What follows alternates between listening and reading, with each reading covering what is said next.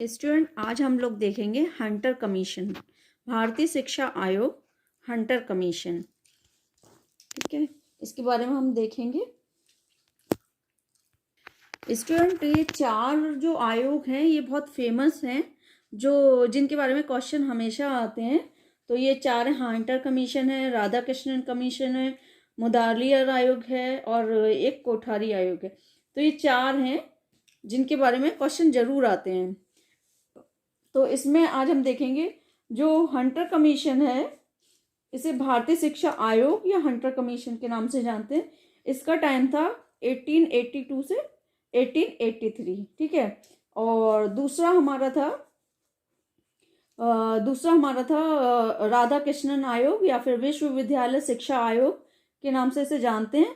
तो इसका टाइम था 1948 से 1949। तीसरा हमारा था माध्यमिक शिक्षा आयोग या मुदालियर आयोग या मुदालियर कमीशन, इस नाम से इसे जानते हैं। तो इसका टाइम था 1952 से 1953। और फोर्थ हमारा, ये भी बहुत जरूरी है, तो ये शिक्षा आयोग है हमारा कोठारी कमीशन। तो इसका टाइम है 1964 से 1966। तो ये हमारे चार आयोग बहुत फेमस हैं और इनके बारे में क्वेश्चन आ जाते हैं। हंटर कमीशन के जो सदस्य थे वो सर विलियम हंटर थे, तो इसीलिए उनके नाम से हंटर कमीशन इसका आयोग का नाम पड़ा। और राधा कृष्णन आयोग जो है उसके सबको पता होगी कि सर्वपल्ली राधाकृष्णन सदस्य थे, तो इसीलिए उनके नाम पे इसका राधा कृष्णन आयोग पड़ा। और मुदालियर जो आयोग है, मुदालियर कमीशन, उनके डॉक्टर लक्ष्मण स्वामी मुदालियर थे सदस्य, तो इसीलिए उनके नाम पे उनका मुदालियर आयोग नाम पड़ा।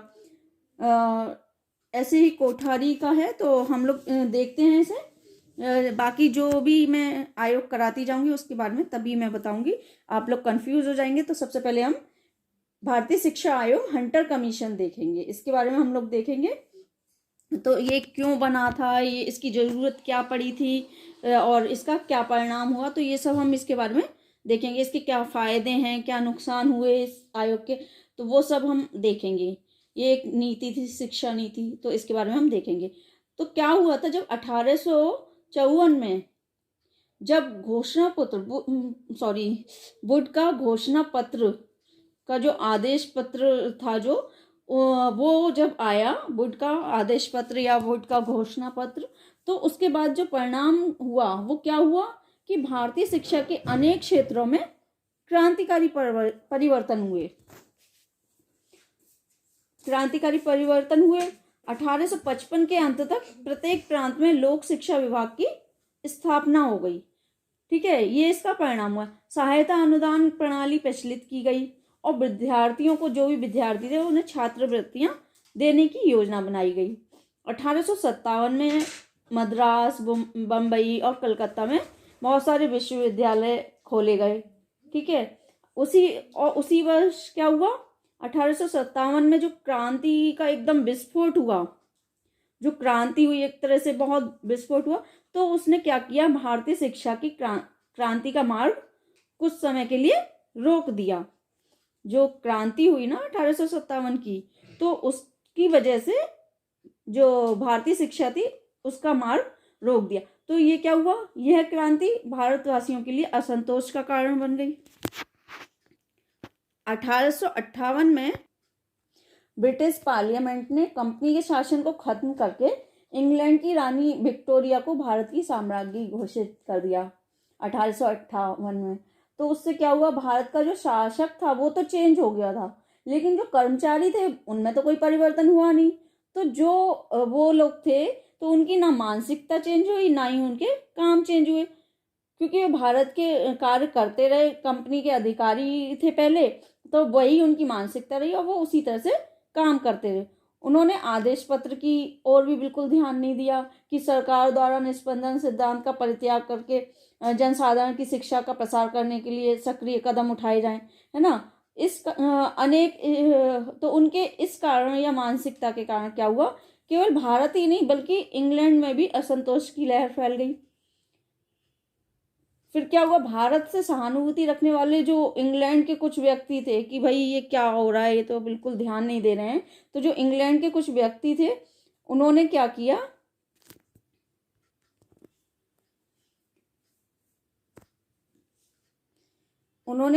कि शिक्षा की सामान्य समिति का संगठन करके शिक्षा की सामान्य समिति का संगठन किया। और उस समय क्या था, भारत के जो गवर्नर जनरल थे वो लॉर्ड रिपन। तो समिति के कुछ सदस्यों ने उनसे भेंट की और उन्हें बताया कि इस तरह की बात है, भारत स्थित अंग्रेज अधिकारियों की अनुदार शिक्षा नीति से अवगत कराया, वो सब बताया। उनसे अनुरोध किया कि भारतीय शिक्षा की गतिविधियों को आप जांच करें और उनके विकास का मार्ग प्रशस्त करें कि जो शिक्षा नीतियां हैं उस पर ध्यान दे रहे हैं या नहीं, इस चीज़ की आप जांच कीजिए। तब क्या हुआ, लॉर्ड रिपन ने 1882 में 1882 में भारतीय शिक्षा आयोग की नियुक्ति की। इस आयोग का अध्यक्ष कौन था, गवर्नर जनरल। इस आयोग का अध्यक्ष गवर्नर जनरल की कार्यकारिणी का सदस्य कौन था, सर विलियम हंटर।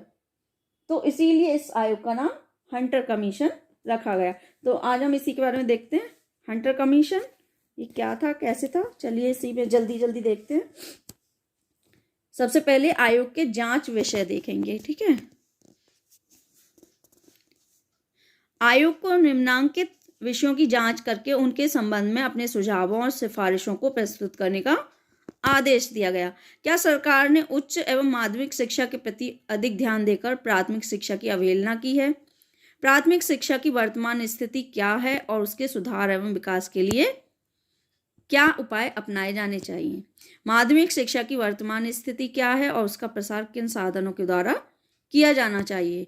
देश की शिक्षा प्रणाली में राजकीय विद्यालयों की क्या स्थिति है और भारतीय शिक्षा प्रणाली में उनकी आवश्यकता है या नहीं? देश के शिक्षा व्यवस्था में मिशन स्कूलों का क्या स्थान होना चाहिए? शिक्षा के क्षेत्र में व्यक्तिगत प्रयासों के प्रति सरकार की नीति क्या होनी चाहिए? आयोग को 2 विशेष आदेश दिए गए। इस बात की जांच करना कि 1854 के आदेश पत्र के सिद्धांतों को किस प्रकार क्रियान्वित किया गया है। ऐसे उपायों का सुझाव देना जिनको आयोग आदेश पत्र में निर्धारित की गई नीति को क्रियान्वित करने के लिए उचित समझता है। तो ये क्या था, आयोग के जांच के विषय थे, ठीक है। आगे देखते हैं जल्दी से। आयोग ने संपूर्ण देश का भ्रमण करके, शिक्षाविदों से भेंट करके और शिक्षा संबंधी राजकीय लेखों का अध्ययन करके मार्च सन 1883 में अपना 600 पृष्ठों का प्रतिवेदन सरकार के समक्ष प्रस्तुत किया। उन्होंने क्या किया कि पूरे देश में घूमकर और जो बड़े बड़े शिक्षाविद थे उनसे मिलकर शिक्षा संबंधी राजकीय लेखों का अध्ययन किया और फिर 1883 में 600 पेजों का प्रतिवेदन यानी कि रिपोर्ट तैयार की और उसे सरकार के सामने प्रस्तुत किया, ठीक है। आगे देखते हैं आयोग के सुझाव व सिफारिशें। आयोग के सुझाव क्या थे और सिफारिशें क्या थी? आयोग ने भारतीय शिक्षा के सभी अंगों और क्षेत्रों का गहन अध्ययन करने के पश्चात उनके संबंध में अपने सुझावों और सिफारिशों को लिपिबद्ध किया।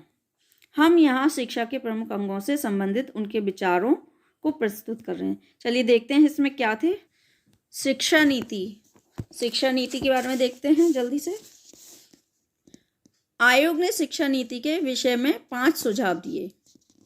ये आ जाते हैं कि कौन से सुझाव दिए, तो इसमें देख लीजिएगा। सरकार को राजकीय विद्यालयों की स्थापना की गति को शनि शनि मंद करके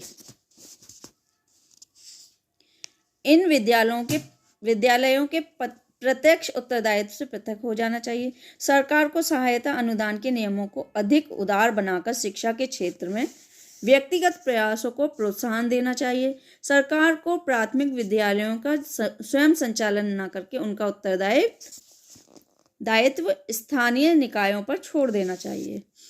सरकार को माध्यमिक स्कूलों और कॉलेजों का प्रबंध क्रमशः कुशलतापूर्वक कार्य कराने वाली व्यक्तिगत संस्थाओं को सौंप देना चाहिए।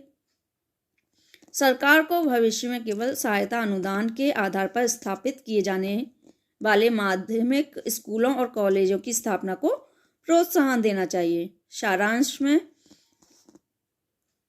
सारांश में आयोग ने शिक्षा नीति के संबंध में सरकार को सन 1854 के आदेश पत्र के निम्नलिखित सुझाव का अनुसरण करने का परामर्श दिया। राजकीय शिक्षा संस्थाओं को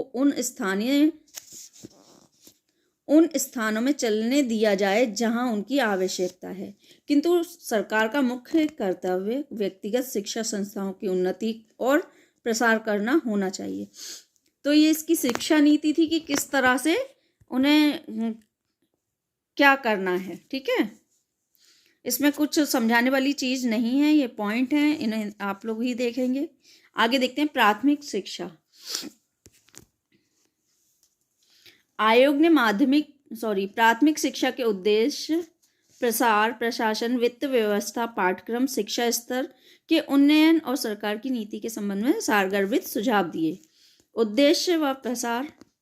प्राथमिक शिक्षा का एकमात्र उद्देश्य जनसाधारण में शिक्षा का विस्तार करना होना चाहिए। इस शिक्षा का आदिवासियों पर और पिछड़ी जातियों पर प्रसार करने के लिए सरकार को ठोस कदम उठाने चाहिए। प्रशासन। प्राथमिक शिक्षा के प्रशासन और संचालन का पूर्ण उत्तरदायित्व सरकार को जिला परिषदों, नगर पालिकाओं आदि स्थानीय निकायों को हस्तांतरित कर देना चाहिए। वित्त व्यवस्था। प्राथमिक शिक्षा के व्यय के लिए स्थानीय निकायों द्वारा स्थायी और पृथक कोष का निर्माण किया जाना चाहिए। प्रांतीय सरकारों को इस कोष का 1/2 संपूर्ण व्यय का 1/3 भाग आर्थिक सहायता के रूप में स्थानीय निकायों को देना चाहिए। पाठ्यक्रम। प्राथमिक शिक्षा के पाठ्यक्रम में सुधार करने के उद्देश्य से उसमें पहले से समाविष्ट विषयों के अतिरिक्त अग्रांकित जीवनोपयोगी विषयों को सम्मिलित किया जाना चाहिए। कृषि, वही खाता, क्षेत्रमिति, सरल विज्ञान, आरोग्य विज्ञान, महाजनी गणित और औद्योगिक कलाएं। संपूर्ण देश में एक ही पाठ्यक्रम होना चाहिए। उसे स्थानीय आवश्यकताओं को ध्यान में रखकर निर्धारित किया जाना चाहिए। शिक्षा स्तर का उन्नयन। प्राथमिक शिक्षा के स्तर का उन्नयन करने के लिए प्रत्येक विद्यालय निरीक्षक के अधिकार क्षेत्र में कम से कम एक नॉर्मल स्कूल स्थापित किया जाना चाहिए। सरकार की नीति। प्राथमिक शिक्षा की नीति के विषय में आयोग ने सरकार को अग्रांकित मंत्रणा दी। देश की वर्तमान परिस्थितियों में यह वांछनीय है कि जनसाधारण की प्राथमिक शिक्षा और उसकी व्यवस्था, प्रसार एवं उन्नति को शिक्षा प्रणाली का वह अंग घोषित किया जाए जिसके प्रति अब राज्य की सतत चेष्टाएं पहले से अधिक मात्रा में केंद्रित की जानी चाहिए। देखिए, किसी को ये इंग्लिश का करना है तो कर ले, ये वैसे इतना ज़रूरी नहीं है क्योंकि एग्ज़ाम में ये एग्ज़ाम ऐसे नहीं है कि हम इतना डीपली करें या इंग्लिश में कुछ अलग से याद करें, ऐसा कुछ नहीं है। चलिए देखते हैं आगे। माध्यमिक शिक्षा। आयोग ने माध्यमिक शिक्षा के प्रसार, पाठ्यक्रम, शिक्षा स्तर के उन्नयन, शिक्षा के माध्यम और सरकार की नीति के संबंध में महत्वपूर्ण सुझाव दिए। वो सुझाव कौन से थे जो इन्होंने दिए? प्रसार। माध्यमिक शिक्षा का प्रसार करने के लिए सहायता अनुदान प्रणाली का प्रयोग किया जाना चाहिए। इस प्रणाली के प्रयोग में सरकार को अपनी उदारता का परिचय देना चाहिए। पाठ्यक्रम। माध्यमिक शिक्षा के दोषों का निराकरण करने के लिए आयोग ने उच्च कक्षाओं में 2 प्रकार के पाठ्यक्रमों का सुझाव दिया, अ कोर्स और वा कोर्स। अब ये 2 कोर्स इन्होंने दिए, वो क्या थे? देखिए, आयोग का मत था कि आ कोर्स साहित्यिक होना चाहिए और उन छात्रों के लिए होना चाहिए जो उच्च शिक्षा प्राप्त करने के लिए विश्वविद्यालय में प्रवेश पाने के इच्छुक हों। वा कोर्स में व्यापारिक, व्यावसायिक और साहित्यिक विषयों का समावेश होना चाहिए। यह कोर्स उन छात्रों के लिए होना चाहिए जो शिक्षा प्राप्त करने के पश्चात व्यावसायिक और असाहित्यिक कोर्सों में संलग्न होने के इच्छुक हों। ये सारी हंटर आयोग के अंदर की चीज़ें हैं। आप लोग बहुत अच्छे से इसे डीपली देखिएगा क्योंकि ये बहुत ज़रूरी हैं, चारों ही आयोग। शिक्षा का, कहाँ पे थे हम, हाँ, शिक्षा स्तर का उन्नयन।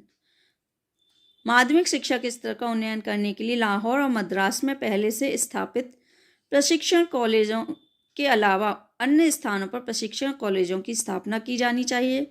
इन कॉलेज में छात्राध्यापकों को शिक्षा सिद्धांत और कक्षा शिक्षण में भली भांति परिचित कराया जाना चाहिए।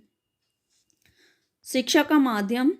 आयोग ने शिक्षा के माध्यम के विषय में कोई स्पष्ट सुझाव नहीं दिया। उसने केवल यह कहा कि मिडिल स्कूलों में मातृभाषा को शिक्षा का माध्यम बनाना अधिक वांछनीय है, पर छात्रों को अंग्रेजी का भी कुछ ज्ञान होना आवश्यक है। यह विचार व्यक्त करके आयोग ने हाई स्कूलों के अतिरिक्त मिडिल स्कूलों में भी शिक्षा के माध्यम के रूप में अंग्रेजी का पक्ष लिया। सरकार की नीति। माध्यमिक शिक्षा के विषय में आयोग ने यह नीति निर्धारित की कि सरकार को इस शिक्षा का भार कुशल भारतीयों को सौंपकर इससे मुक्त हो जाना चाहिए। सरकार को केवल सहायता अनुदान द्वारा माध्यमिक शिक्षा को प्रोत्साहित करना चाहिए। आयोग ने यह सुझाव भी दिया कि सरकार को अपने स्कूलों को क्रमशः व्यक्तिगत संस्थाओं को हस्तांतरित कर देना चाहिए। सरकार को राजकीय विद्यालयों का निर्माण और संचालन केवल उन स्थानों में करना चाहिए जहां की जनता अनुदान प्रथा के आधार पर विद्यालयों को चलाने में असमर्थ हो। परंतु इस संबंध में भी आयोग ने सरकार की शिक्षा नीति को अग्रांकित शब्दों में स्पष्ट कर दिया। सरकार का कर्तव्य प्रत्येक जिले में केवल एक हाई स्कूल की स्थापना करना है। उसके पश्चात उस जिले में माध्यमिक शिक्षा का प्रसार व्यक्तिगत प्रयासों पर छोड़ देना चाहिए। मतलब इनका मानना यह था कि एक हाई स्कूल जरूर होना चाहिए, बाकी फिर उधर उनकी अपनी वो है। कॉलेज शिक्षा। यद्यपि कॉलेज शिक्षा आयोग की जांच का विषय नहीं था, तथापि उसने सार्वजनिक कॉलेजों और उनकी शिक्षा के संबंध में अनेक लाभप्रद सुझाव दिए। कौन से सुझाव दिए?